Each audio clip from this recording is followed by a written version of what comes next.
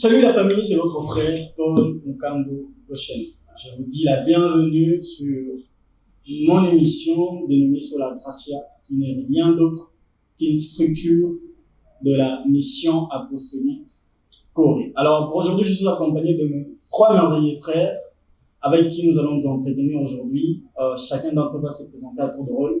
Nous allons de gauche vers la droite. Ok, merci pour la parole accordée, mon frère Paul. Merci aussi pour cette marque de confiance de m'inviter dans ton émission. Moi, c'est le frère Glodin Tsaka. Je suis frère du ministère Corée. Voilà. Bon, merci pour la parole accordée, y compris même l'invitation. Bon, je suis le frère Israël Zoa Goshen, l'un des combattants du ministère Corée. Ok, merci aussi pour la parole. Moi, c'est le frère Alex, le membre du ministère Corée. Ok, gloire au Seigneur. Alors, comme vous l'avez entendu se présenter, nous allons aborder ensemble avec eux 5 merveilleux sujets ou questions que je vais citer qui suivent. Nous allons aborder l'état de l'homme après la chute. Nous allons répondre à la question qui dit à quel moment Dieu décide de sauver l'homme. Nous allons aussi parler de qui est celui que Dieu sauve. Nous allons encore parler de comment Dieu sauve-t-il un être mort, dépravé et incapable de les choisir. Et ensuite, la toute dernière question, par quoi reconnaissons-nous ceux-là qui sont sauvés? Alors, le tout premier sujet sera développé par mon frère Glody Ntsaka, à qui je passerai la parole. Mon frère Glody Ntsaka, pouvez-vous nous décrire l'état de l'homme avant son salut? Ok. Une seconde fois, merci pour la parole. On va essayer de, par la grâce de Dieu, expliquer c'est quoi, comment est-ce que l'homme était avant qu'il puisse rencontrer le Seigneur Jésus-Christ, ou encore carrément comment est-ce que quel était l'état de l'homme avant son salut, avant de rencontrer Jésus-Christ. Voilà, de façon simple, tout commence par dans la Bible, tout commence par l'histoire d'Adam et Ève. Nous tous nous connaissons, c'est des personnages bibliques à qui Dieu les a créés pour jouer pleinement du jardin. Et on connaît aussi également qu'il y avait une loi que Dieu avait ordonnée concernant l'arbre de connaissance du bien et du mal qu'ils ne pouvaient pas toucher et qu'ils ne pouvaient pas, manger. Et après, il y a une discussion, je paraphrase toujours, il y a une discussion parce que tout cela se retrouve dans le texte de Genèse chapitre 3. Et quand on voit comment est-ce que le serpent est entré, il a convaincu la femme que cet arbre, si vous en mangerez, vous n'allez pas mourir, mais vous deviendrez comme Dieu. Et c'est par là que la désobéissance à l'instruction de Dieu a été annoncée par Ève. Elle va manger et puis elle va initier aussi à son mari qui était Adam. Et les deux, ils vont commettre les péchés devant Dieu. Et le problème, c'était l'instruction qu'on Dieu a donnée, qui n'a pas été observée. Et on pourrait voir dans ça déjà que l'homme, comment est-ce qu'il pouvait être. Déjà, l'homme, son état n'était pas, on connaît tous, si je dois le dire, son état était totalement, il avait un problème avec l'état de sa nature. Le problème de l'homme, c'était pas d'abord le péché qu'il a commis, mais c'était la nature qu'il avait. Et dans la Bible, on peut parcourir plusieurs versets que je vais venir après cette illustration que j'aimerais donner. Quand l'homme a péché, on connaît tous que Dieu dira à l'homme de quitter les jardins avec sa femme. Et ils vont essayer de se couvrir avec les différentes feuilles parce qu'ils ont compris qu'ils étaient nus. Et puis quand Dieu va venir, il va demander à l'homme comment est-ce que vous avez su tout ça. Et puis ils vont dire que non, parce que l'homme dira à la femme, ainsi on connaît tout ce que Dieu avait donné une sentence par rapport à ces personnages bibliques. Et déjà à ce temps-là, l'état de l'homme était totalement dépravé. Quand je parle de dépravé, c'est-à-dire il y a eu une séparation entre l'état entre Dieu et l'homme en termes spirituels. Il y a eu une mort qui va se passer parce que l'homme ne pouvait plus être en harmonie avec Dieu. L'homme ne pouvait plus être en mesure de plaire encore à Dieu, ou encore carrément, je pourrais dire, en mesure d'observer tout ce que Dieu va dire. Et Dieu, vis-à-vis de l'homme, il voit l'homme étant que, d'abord, la nature, il a une nature du péché. Le problème n'était plus l'acte que l'homme pose, même si l'homme posait tous les bons actes, mais le problème qui s'est posé pendant ce moment-là, c'était un problème que l'homme va posséder, ou bien il a une nature du péché. Et cette nature-là même il y aura des écrivains qui vont les confirmer, comme David dira, il va dire ceci. David dit dans Psaume, chapitre 51, verset 4, il dira, moi, je suis né dans l'iniquité, ma mère m'a conçu dans le péché. Il confirme réellement la nature qu'il avait depuis sa naissance. C'est pas quelque chose qui va, quand il est né, après un certain moment, il va l'en avoir. Mais c'est déjà quand il est né, il comprend que, à la longue, il a compris que depuis sa naissance, il était déjà avec cette nature. Et cette nature, c'est une nature qui se retrouve dans tout être humain. Parce que nous tous, nous croyons que nous sommes des descendants d'Adam et Ève. Adam, quand il a même donné naissance à ses deux fils, on pourrait voir encore, il y a eu une bataille. Il y a, d'une part, Abel et Caïn. Caïn va tuer son frère. Et une manière encore de confirmer que cette nature-là était vraiment, ça commençait à se répandre dans les humains. Et jusqu'à ce que, je pense qu'il y aura d'autres intervenants qui vont encore expliquer d'autres points, mais en ce qui concerne l'état de l'homme avant, l'homme il avait une nature de péché. Et cette nature-là, il y a plusieurs écrivains au-delà de David. Il y a même Romain qui dit car tous sont péchés sont privés de la gloire de Dieu. Donc, le problème est que l'homme n'avait pas exécuté l'instruction, il n'avait pas observé complètement l'instruction de Dieu. Et ce qui a fait en sorte que, quand Dieu s'est séparé de l'homme, spirituellement, je suis en train de dire, parce que l'homme, malgré qu'il était séparé de Dieu, il vivait. L'homme, malgré qu'il était séparé de Dieu, il s'est marié.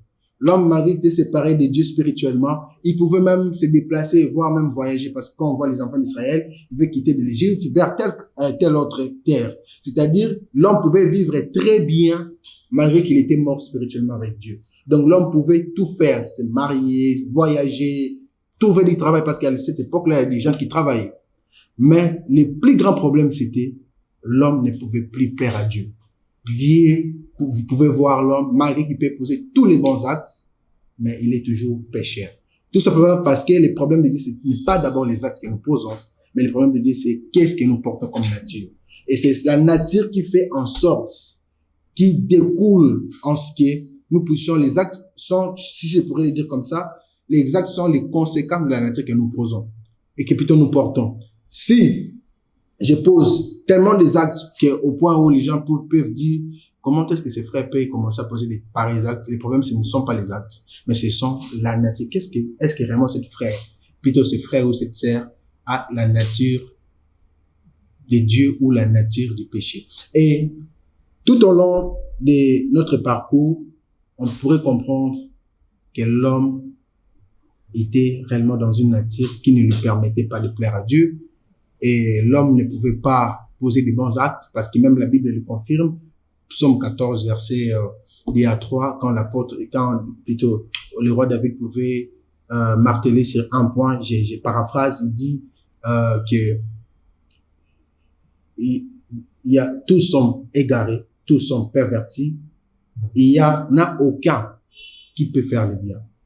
C'est-à-dire, tout ce que l'homme pouvait faire après la chute, ou bien après avoir désobéi à Dieu, ne pouvait pas être des bons actes. Donc, quand quelqu'un se retrouve dans une nature dépravée totalement, il est irréprochable corrompu, il est totalement corrompu, et cet homme-là ne pourrait jamais dire que comme je suis là, je suis en train de poser des bons actes. Tout simplement parce que la nature qu'il porte, c'est cette nature-là qui définit ce qu'il est. Donc, le problème, ce n'est pas le fait de poser des bons actes, mais le plus grand problème, c'est qu'est-ce que nous portons comme nature. Et de façon simple, je pourrais répondre avec tous les détails que j'ai donnés, que l'homme, après avoir désobéi à Dieu, l'homme avait une nature du péché. Et la Bible l'éprouve, comme je l'ai donné dans plusieurs textes, même il y a Ecclésiaste On pourrait comprendre que c'est le roi Salomon. Donc, le père a dit une phrase, c'est-à-dire David. Salomon vient encore le confirmer que non, il n'y a pas quelqu'un sur la terre qui peut être juste, qui peut poser des bons actes. Tout simplement, qui peut faire du bien. Non pas parce que, à cette époque-là, il n'y avait pas des gens qui étaient en train d'offrir les choses. Non, il y en avait.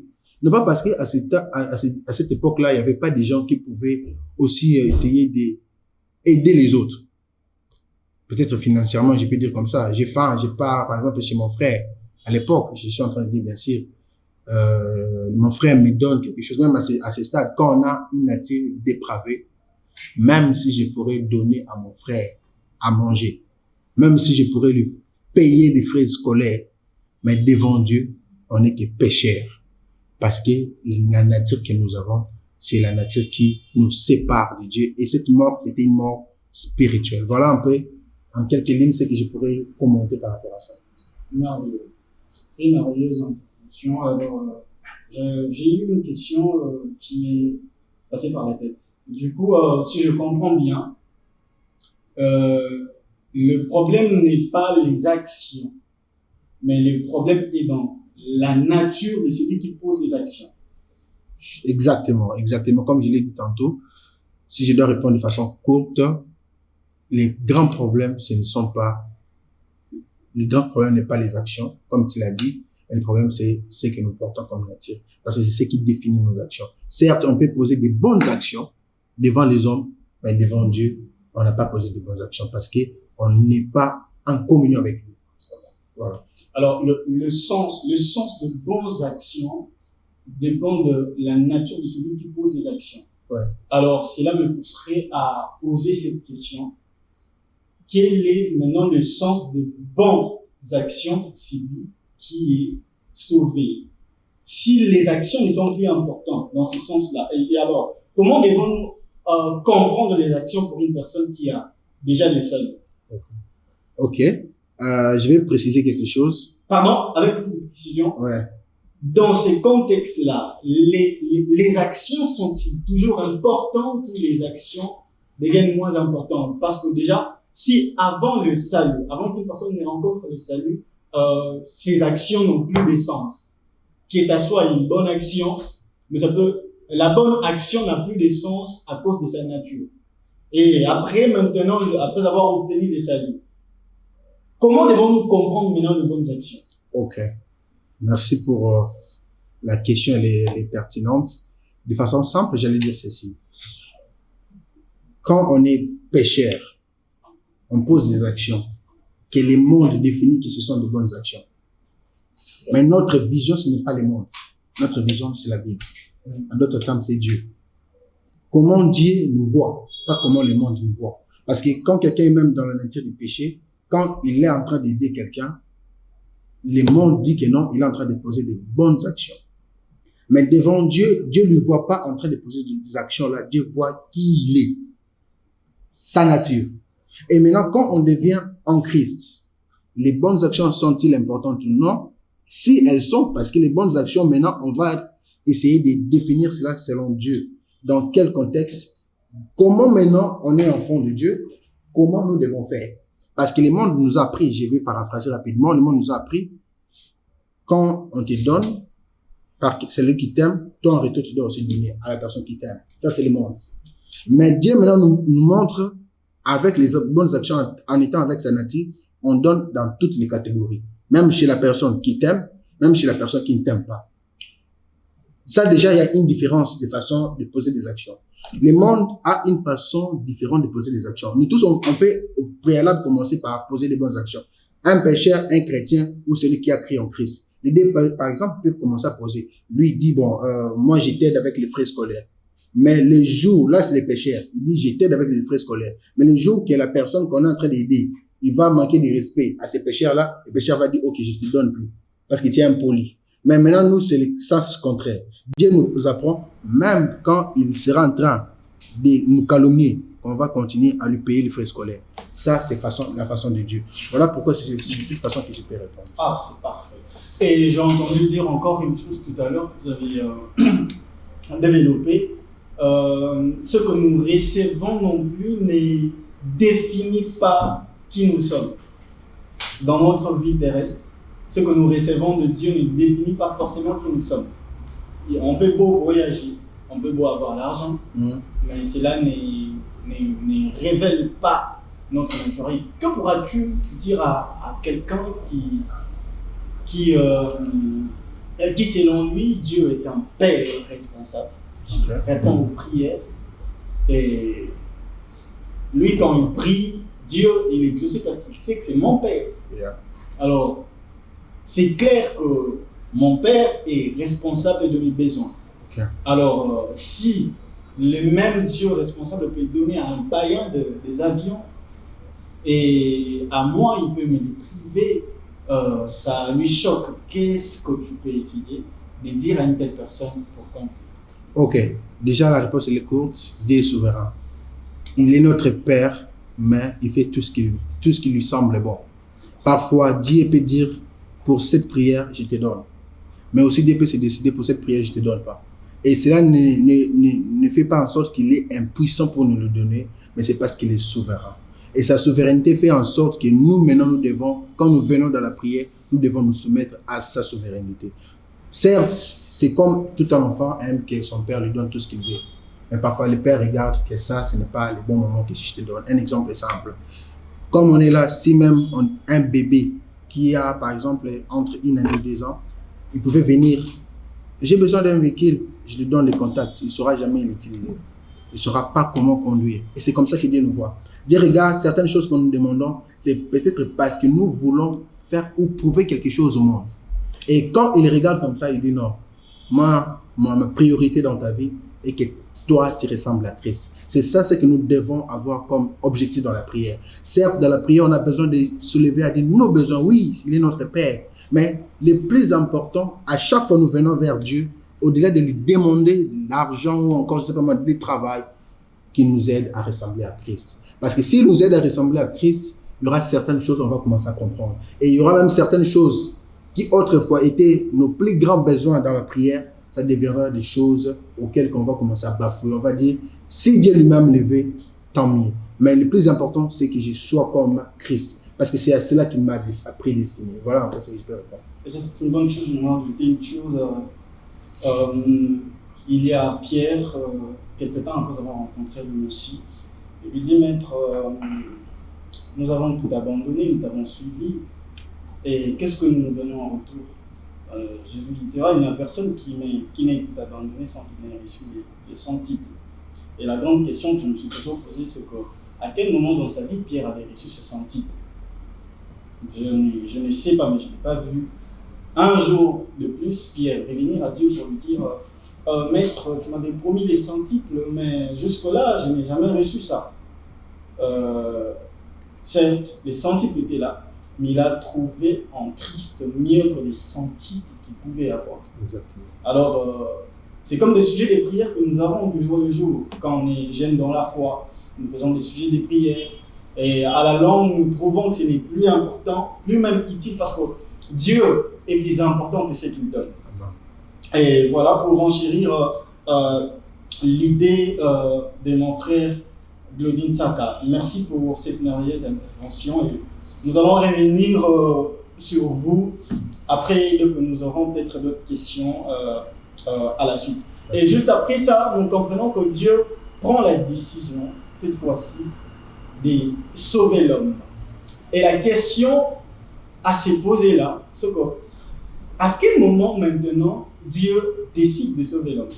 Est-ce qu'après que Dieu ait vu l'homme pécher, ou après que Dieu ait vu Adam et Ève pécher, c'est là que Dieu décide de sauver l'homme, ou c'est avant? En fait, en vrai, tel que la Bible est en train de nous dire dans plusieurs textes, tels que Romains 9, le verset 11, nous comprenons clairement que Dieu n'a pas pris la décision de sauver l'homme après sa chute.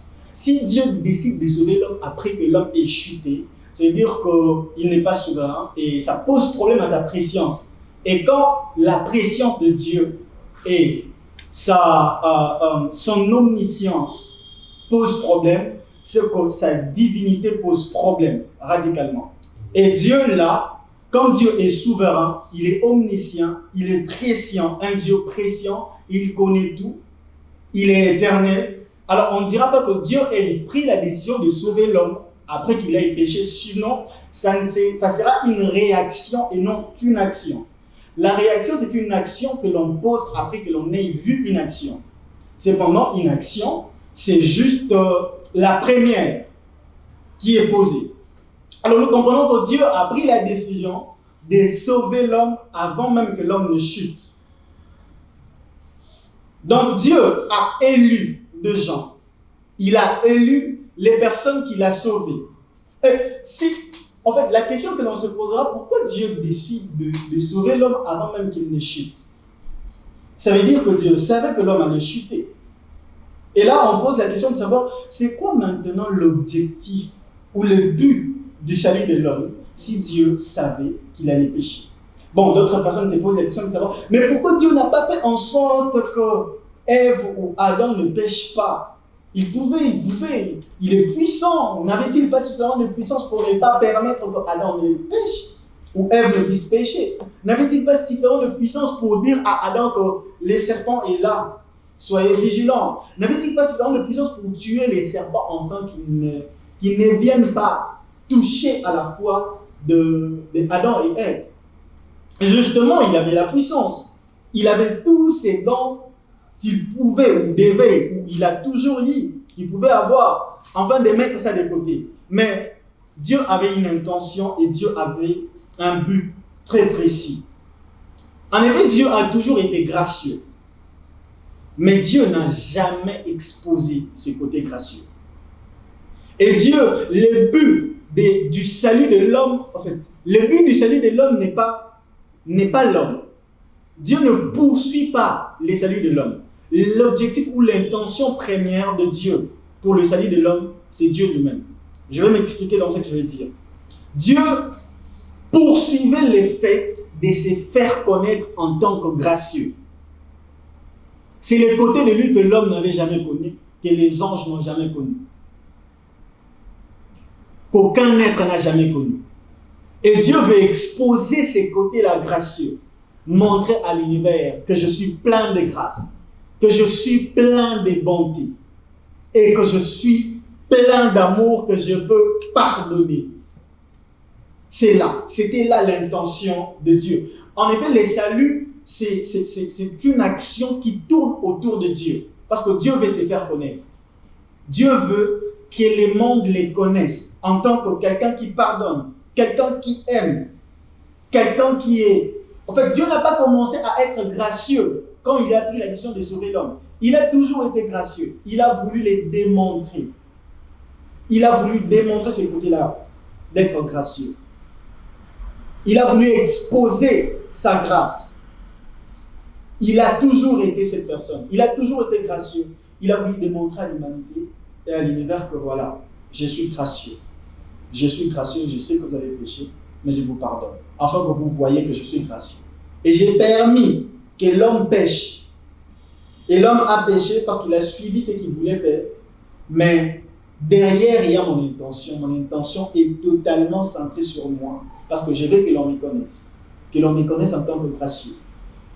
Voilà pour ajouter l'idée de mon frère Glody. J'ai répondu à la question à quel moment Dieu décide de sauver l'homme. On comprend que Dieu n'a pas décidé de sauver l'homme après qu'il ait péché. Dieu a pris la décision de sauver l'homme avant que l'homme ne puisse même pécher. En d'autres termes, on dira que Dieu a élu l'homme. Dieu a élu l'homme. Dieu n'a pas commencé. Dieu ne commence pas à élire quelqu'un après qu'il ait entendu l'évangile. Non. Ce n'est pas sur terre. Dieu a commencé à élire l'homme avant qu'il ne crée le ciel et la terre. C'est pourquoi j'ai dit la première action pour que Dieu puisse prouver son côté gracieux, c'est la création. C'est à partir de la création que Dieu a commencé à prouver qu'il est gracieux. Et voilà pour clore à ces points. Nous allons aller maintenant à la question suivante qui dit qui est celui que Dieu sauve, et que je passerai la parole à notre frère Alex.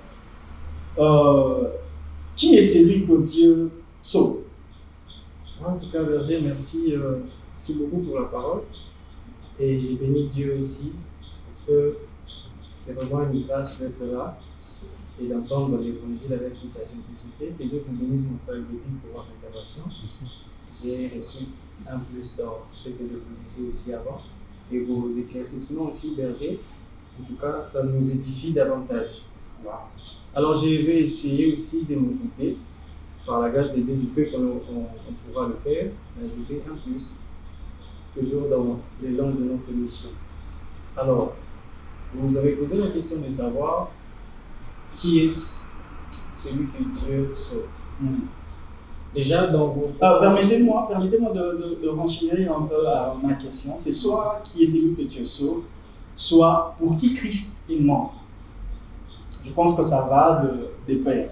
Exactement, parce que Dieu sauve par la mort de Christ. Exactement. La mort de Christ à la croix nous accorde la grâce d'être sauvés. Alors, Christ est mort à la croix pour les élus de Dieu. Déjà, j'aimerais être clair au départ que la mort de Christ à la croix est pour un but. Et le but est de sauver les élus de Dieu. Déjà, lorsqu'on entend les élus de Dieu, ce mot élu nous fait penser à ce qu'on appelle l'élection. Déjà, quand il y a élection, c'est alors qu'on va élire. Et l'élection dit qu'il y a plusieurs personnes. On va élire dans plusieurs personnes qu'il y a, et puis on cherche, on choisit. Donc, j'ajouterai un nouveau mot qui dit Dieu sauve les choisis. Donc, les personnes qu'il a choisies d'avance. Déjà, Dieu, comme vous l'avez dit aussi, il ne commence pas à le faire lorsque nous prêchons l'évangile ou bien lorsqu'on est dans le temps. Mais notre Dieu vit hors les temps. Il a commencé à exister avant même que les temps ne soient, parce qu'il est un Dieu éternel. Déjà dans l'éternité passée, si je l'appelle comme ça, avant que le monde ne soit fait. Dieu a eu ces plans-là de créer le monde, comme vous nous avez aussi dit tantôt, pour manifester sa nature, pour révéler ce qu'il est. Non pas qu'il était en manque de quelques satisfactions personnelles, parce qu'il était avec sa famille. Je suis de ceux qui croient qu'il y a la famille de Dieu qu'on appelle la Trinité. Il y a Dieu le Père, Dieu le Fils et Dieu le Saint-Esprit. Il est totalement suffisant avec ces corps qui constituent la personne de Dieu ou la divinité, mais par son bon plaisir et son bon vouloir, il s'est décidé de créer le monde afin de révéler sa nature au monde. Et lorsqu'il décide de faire cette action, voilà pourquoi vous allez voir même dans Genèse, il dit « Créons l'homme à notre image et à notre ressemblance ». La Trinité qui parle, c'est pour prouver l'affirmation que j'avais dit déjà sur le Trinité. Il s'est dit de créer l'homme afin que l'homme soit à son image et à sa ressemblance. Et vous verrez là déjà, ça commence l'action qu'il a prévue depuis le passé. Il veut maintenant mettre en exécution le plan qu'il a prévu. Quel est ce plan? Le plan de créer l'humanité et d'amener un jour que les gens voient le salut de Dieu. Le salut qui est pour les élus, pour les personnes que Dieu a sauvées. Les gens seront un peu choqués, mais je dirais que selon Dieu, dans son plan, il n'était pas prévu de sauver tout le monde. Parce que s'il aurait voulu sauver tout le monde, il n'y aurait pas élection. Vous voyez? Parce qu'il y a des textes bibliques, par exemple dans Éphésiens chapitre 1, le verset 4, si je peux lire, permettez-moi. En lui, Dieu nous a élus avant la fondation du monde pour que nous soyons saints et irrépréhensibles devant lui. Vous voyez là que la Bible nous montre que l'élection de Dieu existait. Alors si l'élection de Dieu existait, ça nous pousse à accomplir que Dieu choisit qui il doit sauver et qui il ne doit pas sauver. Du coup, tout le monde ne sera pas sauvé. Même si quelqu'un pourra me donner le verset de Jean qui dit, Jean 3,16, il dit que Dieu a tant aimé le monde qu'il a donné son Fils inévitable, quiconque croit en lui ne périsse pas mais qu'il ait la vie éternelle. Vous verrez là que quiconque croit en lui ne périsse pas mais qu'il ait la vie éternelle. Donc Jésus est venu pour quiconque qui croira. Et ce n'est pas tout le monde qui va croire. Déjà, nous avons des frères d'autres religions qui ne croient pas que Jésus-Christ est le Messie, le Sauveur. Il y a même d'autres qui vont plus loin, des athées, qui ne croient même pas que Dieu existe. Alors, par quels moyens seront-ils sauvés? C'est clair dans la réalité et c'est clair dans la Bible que Dieu sauve les personnes qu'il a élues. C'est ce que je peux dire jusqu'à présent sur la question. Merveilleuse intervention. Alors, j'ai lu une question tout à l'heure, alors que j'étais en train de développer. Alors, si Dieu ne sauvera pas la terre tout entière, alors que la terre tout entière a été créée par lui, même c'est l'an que cette terre contient. Alors, si Dieu ne pourra pas sauver tous les hommes de la terre tout entière, j'allais dire, il ne sauvera qu'une partie, ça veut dire. Il ne sauvera qu'une partie. Alors, par là, ça veut dire que Dieu a-t-il manqué de puissance pour sauver toute la terre? Ou bien parce que c'est peut-être la puissance qui n'a pas suffi afin qu'il sauve la terre tout entière? Parce que si la puissance était suffisante, pourquoi ne pas sauver toute la terre? Je pense que quelqu'un d'intelligent pourra. Parce que quand on partage, si le salut était un cadeau, c'est de partager à toutes les personnes parce qu'il en a beaucoup. S'il était en train de donner à chaque personne, ça veut dire que Oyoana, place à comité, c'est que si on le conçoit comme ça, comme musulman. Alors, en ce sens, Dieu aurait-il manqué de puissance pour sauver toute la terre? Très belle question en tout cas. C'est aussi pertinent, ça peut éclaircir encore quelques points. C'est pas en tout cas à soutenir. Déjà, d'entrée de jeu, je le dirais non. Notre Dieu est le tout-puissant. Il est le tout-puissant. Il ne lui manquera rien pour faire ce qu'il veut faire. Ni l'homme, personne ne peut s'opposer à la volonté de Dieu ou au plan de Dieu.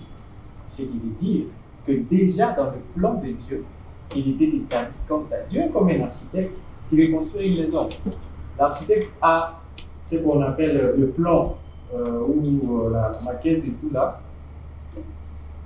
Lorsque l'architecte commencera ou débutera avec les actions ou les travaux du chantier, il s'assurera que la maison qu'il va construire soit exactement comme il l'a conçu dans sa conception.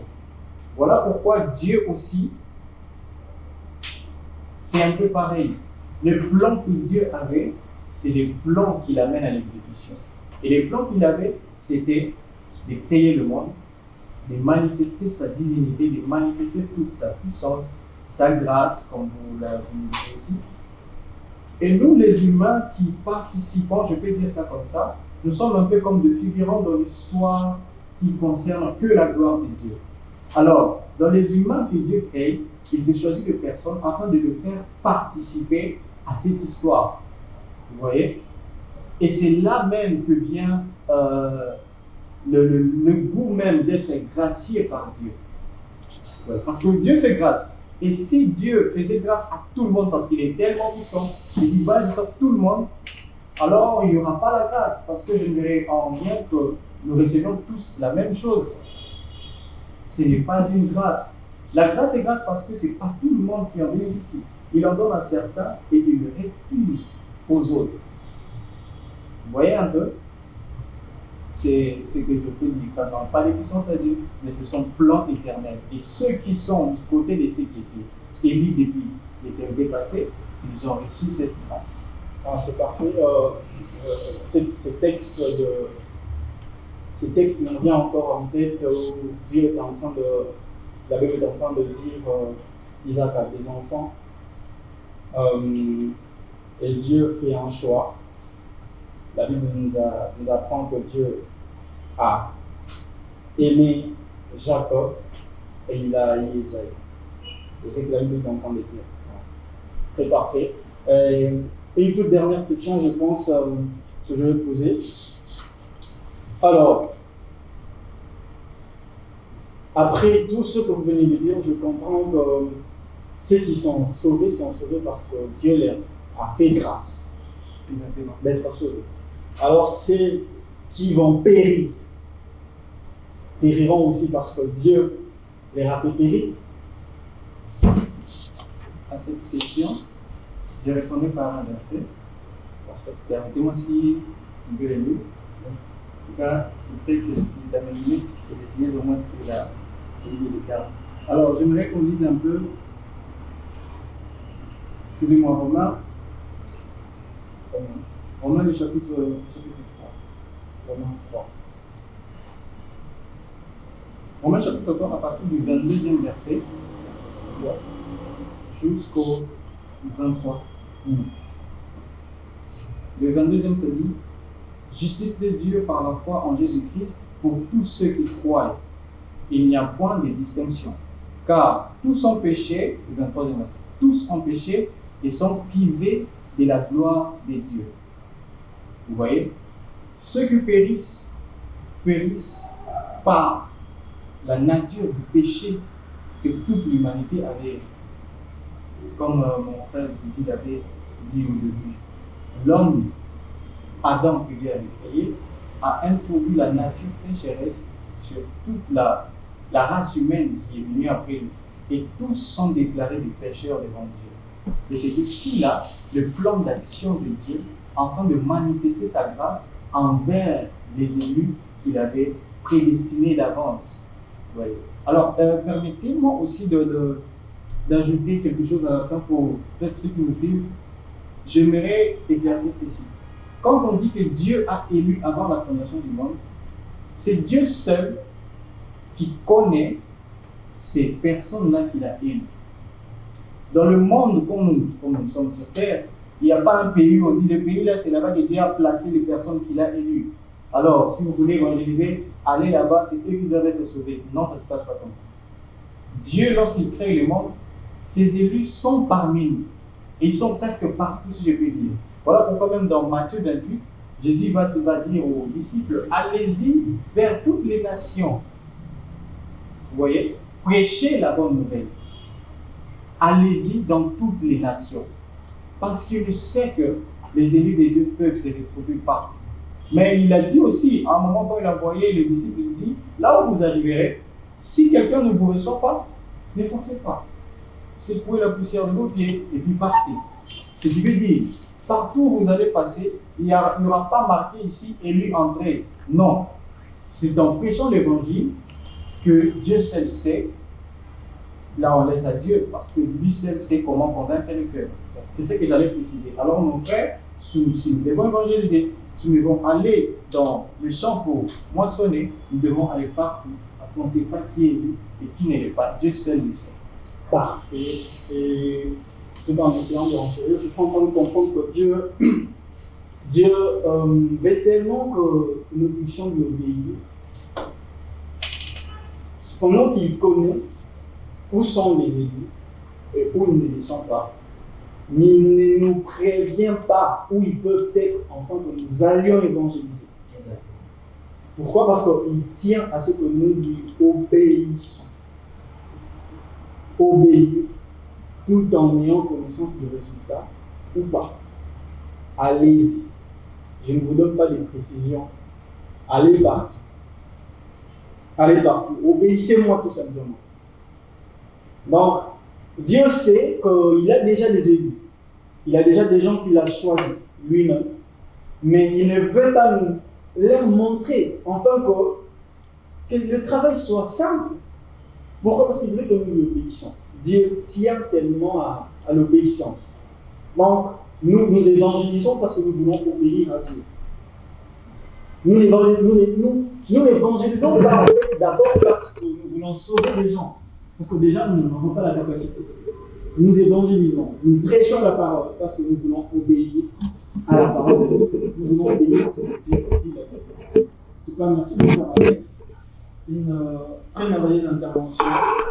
Et nous allons ensuite passer au point suivant qui est en train de répondre à cette question.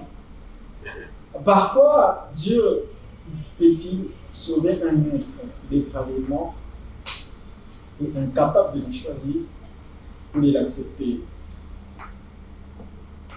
Mon frère Israël, c'est à vous que revient cette question. Par quoi Dieu peut-il sauver un être dépravé, mort et incapable de le choisir, comme nous l'avons vu avec mon frère Kevin Tsaka, compte tenu de son état, l'état de l'homme? Bon, une fois épice, merci pour la parole accordée. Je dirais ceci par rapport à votre question. C'est par la grâce que l'homme a été sauvé. Quand je dis c'est par la grâce que l'homme a été sauvé, ce ne sont pas mes propos, c'est ce que nous enseigne la lumière de la parole de Dieu dans le livre d'Éphésiens, chapitre 2, le verset 8, où la Bible dit « C'est par la grâce que vous êtes sauvés ». Pour donner beaucoup plus de précision par rapport à ce que nous enseigne la parole de Dieu dans le livre d'Éphésiens 2, 8, où la Bible dit « C'est par la grâce que vous êtes sauvés ».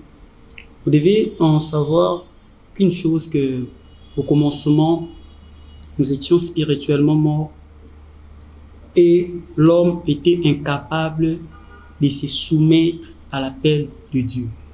Quand je dis l'homme était incapable de se soumettre à l'appel de Dieu, cela veut tout justement dire que l'homme était incapable de se sauver lui-même. Comme l'homme était incapable de se sauver lui-même, par là, je retourne vers ce que nous enseigne la parole, que l'homme a été sauvé par la grâce.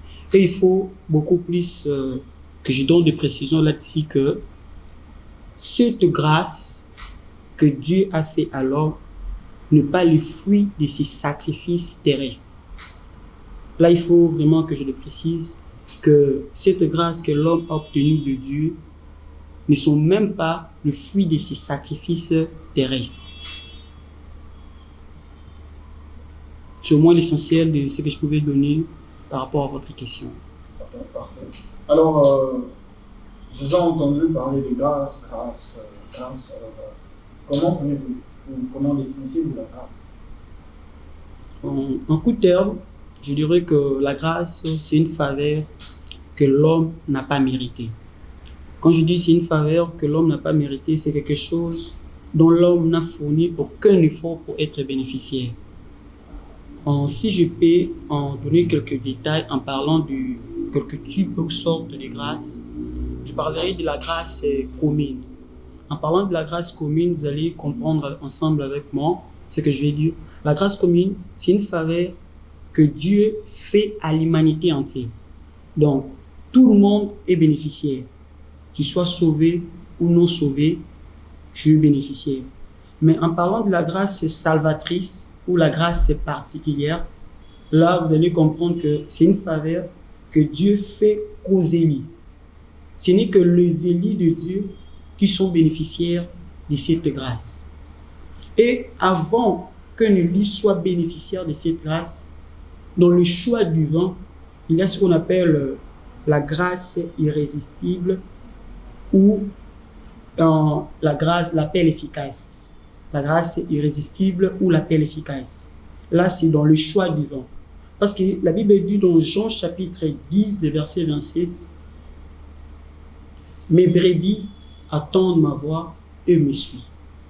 Et moi, je connais mes brebis. » Donc, c'est une manière de dire que cet appel efficace, l'homme n'a même pas une obligation de le rejeter. C'est un appel où l'homme ne peut pas rejeter, ni même s'opposer à cela. Donc l'homme a qu'une seule raison de répondre à cet appel. C'est ça ce qu'on appelle la grâce irrésistible en tout terme. Parfaitement, si je comprends bien, l'appel efficace, c'est en fait le moyen que Dieu a placé par grâce afin de sauver une personne qui est incapable de les choisir. Parce qu'étant mort, comme Lazare, par exemple, Lazare est mort, il n'entend pas. Et Jésus vient. Jésus ne parle pas. Aussi longtemps que Jésus était là, Lazare ne ressuscite pas. C'est jusqu'au moment où Jésus appelle en disant Lazare, sort, que Lazare est sorti de la tombe. Parce que si je comprends bien, selon la définition du frère Bioni Tsaka, c'est que nous étions dépravés ou morts. Alors, là, vous êtes en train de me dire que l'appel efficace ou grâce irrésistible, c'est le moyen de Dieu, par sa grâce, afin de nous redonner la vie. Exactement. Alors, c'est pourquoi je reviens sur le texte qui parle de la résurrection de Lazare. Ça revient presque au même parce que nous étions morts comme Lazare. Et Dieu nous a donné un appel qui est suffisamment efficace, comme étant mort, parce que non seulement notre nature ne nous permettait pas d'entendre Dieu parler, notre nature ne nous permettrait pas d'aller vers Dieu. C'est Dieu qui a fait les pas, il est venu vers nous, il nous a fait un appel qui est suffisamment efficace, afin que nous puissions l'accepter. Si je comprends bien, il s'agit de ça. Exactement. Parfait. Et merci en tout cas pour cette intervention. Alors, nous allons chuter sur le dernier point, où nous serons en train de répondre à la question. Parce qu'on a vu l'état de l'homme, on a vu comment Dieu, ou le procédé que Dieu fait afin de les sauver. Et il reste la dernière question de savoir maintenant comment reconnaissons-nous maintenant ceux-là qui sont prédestinés ou sauvés. Je pense que c'est la grande question, d'ailleurs aussi la question aussi majeure que ça. Alors mon frère Alex, comment pouvez-vous répondre à cette question? Je reviens encore à frère. Comment reconnaissons-nous ceux-là qui sont prédestinés ou sauvés? D'accord, merci pour la question. La question est bien posée en tout cas. Comment allons-nous reconnaître? Parce que dans mes propos d'avant, je l'avais écrit à la fin que seul Dieu connaît les élus qu'il a choisis et s'est décidé de sauver. Alors nous les humains, nous ne pouvons que leur reconnaître. Vous voyez un peu cette nuance, j'ai aimé en tout cas dans la question. Alors, nous au moins, nous pouvons reconnaître, il y a dans la Bible certains signaux, si je puis dire, que les Écritures nous donnent afin de reconnaître ceux-là que Dieu a sauvé ou a élu. Il y en a plusieurs, on peut citer plusieurs si on parcourt la Bible, mais vous verrez bien que dans tout ce qu'on pourra citer, cela peut se résider dans la persévérance des chrétiens ou des saints, des enfants de Dieu. Vous voyez, on peut citer leur capacité à obéir à la parole de Dieu. Oui, ça fait partie de la persévérance. Ils n'obéissent pas aujourd'hui, mais ils obéissent aujourd'hui, demain et le lendemain, jusqu'à ce que Jésus revienne. Pourquoi j'appelle ça la persévérance des saints. Donc, s'il y a au moins quelque chose qui peut clairement nous définir que ceux-ci sont des sauvés, des élus de Dieu, c'est par leur capacité à persévérer. Voilà. Romains le dit dans Romains 2,7, ceux-là à qui Dieu a réservé la vie éternelle, ils persévéraient par la persévérance à bien faire, cherchant l'honneur, la gloire et l'immortalité. Donc, les personnes à qui Dieu a réservé le salut, on leur reconnaîtra par leur persévérance. C'est dans la persévérance. Pourquoi je dis persévérance? C'est pas que il n'y aura pas de faille, il n'y aura pas de chute, on n'est pas parfait. Ça, l'humain le sait. D'ailleurs, ça fait partie de la particularité de l'homme. L'homme n'est pas parfait. Alors, voilà qu'on dit persévérance. Persévérance. Il y aura des difficultés, il y aura des freinages, mais le chrétien va persévérer par la grâce de Dieu, parce que Dieu leur préserve d'avance, parce qu'il est leur Père. Ils ne peuvent pas le laisser comme ça. Je vois ça dans Jean chapitre 10, à partir du verset 28 jusqu'au 30e verset. La lecture est longue, on peut le faire après. Mais Jésus parle là, il dit que ce que le Père lui a donné, là je paraphrase, ce que le Père lui a donné, il le tient dans sa main et personne ne peut le ravir. Personne ne peut ravir les élus de Dieu entre les mains du Seigneur. Vous voyez un peu? Ce qui montre combien est-ce que Dieu nous protège et nous préserve dans cette marche chrétienne. Parce que jusqu'à ce que Jésus n'est pas encore revenu, eh bien, on aura à persévérer. Si longtemps qu'on sera sur terre, on doit persévérer dès lors que vous étiez sauvés et jusqu'au retour du Seigneur Jésus. Et c'est en ça-là, il n'y a que la persévérance qui peut démontrer qui est réellement sauvé et qui ne l'est pas. On parle ici des élus, des vrais. Parce qu'aujourd'hui, il y a aussi des faux. Vous voyez, par complaisance, par le fait de se réunir dans les églises chaque fois, ils se prétendent aussi devenir chrétiens. Or qu'en réalité, ils ne le sont pas. Alors ne le confondons pas avec ceux qui sont réellement sauvés et ceux qui ne le sont pas. Ceux qui sont réellement sauvés persévèrent et persévéreront jusqu'à la fin. Je pourrais affirmer cela, que les élus de Dieu ou le chrétien qui est sauvé ne peut en aucun cas alors perdre son salut. Vous voyez, c'est un sujet qui fait vraiment verser des larmes, mais c'est certes et vrai parce que la Bible nous prouve cela. Parce que comment est-ce que tu seras sauvé et après un temps tu n'es plus sauvé? Moi je vois ça bizarre. Là c'est comme si Dieu n'a pas été suffisamment puissant pour sauver. Mais c'est pas sa puissance qu'il a choisi. Vous voyez, il t'a choisi avant que tu ne sois. Il dit ça à Jérémie. Avant que tu ne sois formé dans le ventre de ta mère, je te connaissais. J'ai été choisi et j'étais établi prophète des nations. Une parole de Dieu adressée à Jérémie. Vous voyez un peu? Du coup, Dieu qui t'a connu avant que tu ne sois formé. Parce que les gens qui disent qu'on peut perdre le salut, ils soutiennent ça par la preuve que lorsque le chrétien commence à mener une vie qui ne plaît pas à Dieu, qui n'obéit plus pendant le moment, et ils soutiennent là que non, on peut perdre le salut. Oui. Moi, je leur pose la question, si on perd le salut, on la perd comment? On n'est plus enfant de Dieu, est-ce que ça tient là? Parce que devenir enfant de Dieu, ce n'était pas par nos œuvres. Alors si on perd par nos œuvres, donc on la garde par nos œuvres. Du coup, le salut n'est plus par la grâce, comme le frère vient de nous dire. Vous voyez un peu? J'aimerais dire ça. Ça choquera certains, mais le salut du chrétien ne peut pas être perdu parce que Dieu le préserve de l'instant où ils sont élus, sauvés et jusqu'à ce que Jésus revienne. Merveilleux. Merveilleuse intervention. Je garde en tête que si Dieu